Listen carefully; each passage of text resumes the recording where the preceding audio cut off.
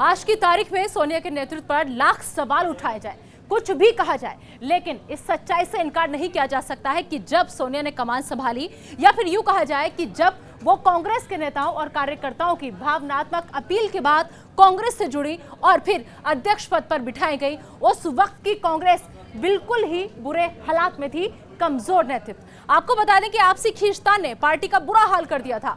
इन हालातों में सोनिया ने कमान संभाली और पार्टी को फर्श से अर्श तक पहुंचाया। पार्टी गांधी नाम के इर्द गिर्द ही सही मजबूती से खड़ी हुई और 2 बार केंद्र की सत्ता तक का सफर तय किया।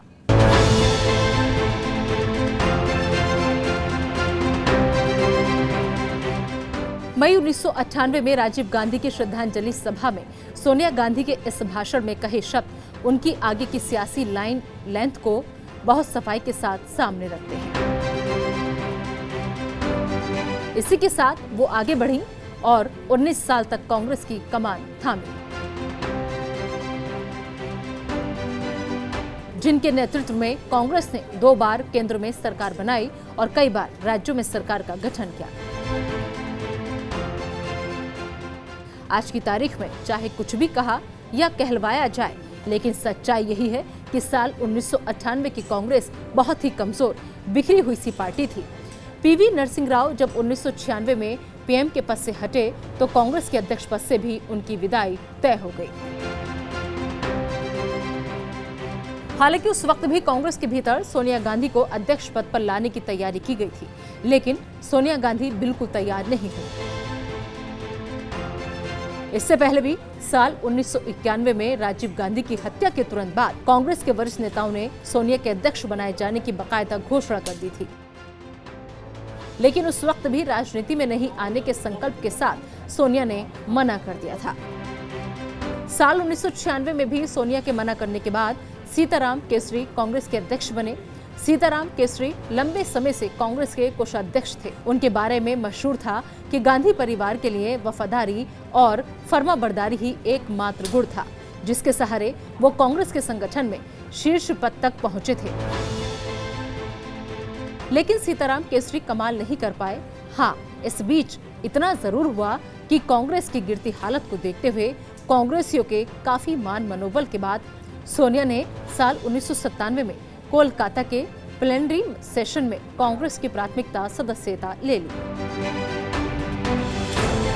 हाँ, इस बीच इतना जरूर हुआ कि कांग्रेस की गिरती हालत को देखते हुए कांग्रेसियों के काफी मान मनोबल के बाद सोनिया ने साल 1997 में कोलकाता में कांग्रेस की प्राथमिक सदस्यता ले ली। साल 1996 और 1998 में लगातार 2 आम चुनाव में पार्टी की हार से कांग्रेसियों का धैर्य जवाब दिया गया और वो सभी सोनिया गांधी के दरबार में अपनी फरियाद लेकर जम गए। सोनिया गांधी ने थोड़ी आनाकानी के बाद कांग्रेस का अध्यक्ष बनना मंजूर कर लिया और अप्रैल 1998 को पहली बार सोनिया कांग्रेस की अध्यक्ष बनी। नेहरू गांधी परिवार की 5वीं पीढ़ी के रूप में सोनिया कांग्रेस की कमान संभाल रही थी। हालांकि उस समय सभी राजनेताओं को संदेह था कि सोनिया गांधी भारतीय राजनीति के अखाड़े में कांग्रेस को किस हद तक संभाल पाएंगी। लेकिन बहुत जल्द उनके राजनीतिक कौशल का एक नमूना तब सामने आया जब पीएम अटल बिहारी वाजपेयी की सरकार को 1999 में केवल 1 वोट से गिराने में कांग्रेस को कामयाबी मिल गई। संदेश साफ था कि सोनिया गांधी कांग्रेस को संभाल सकती हैं। हालांकि इसके बाद अटल बिहारी वाजपेयी करगिल की जंग में हुई जीत की लहर पर सवार होकर फिर सत्ता में लौटने में कामयाब रहे। लेकिन साल 2004 में बीजेपी की साइनिंग इंडिया की दमदार कैंपेनिंग के बावजूद सोनिया गांधी ने अपनी लीडरशिप क्वालिटी का सिक्का जमा दिया। कांग्रेस की सत्ता में वापसी हुई और तो और जब सोनिया गांधी को विदेशी मूल के मुद्दे पर प्रधानमंत्री बनने से रोकने की कोशिश की गई तो उन्होंने अपनी रणनीति से देश ही नहीं दुनिया को चौंका दिया।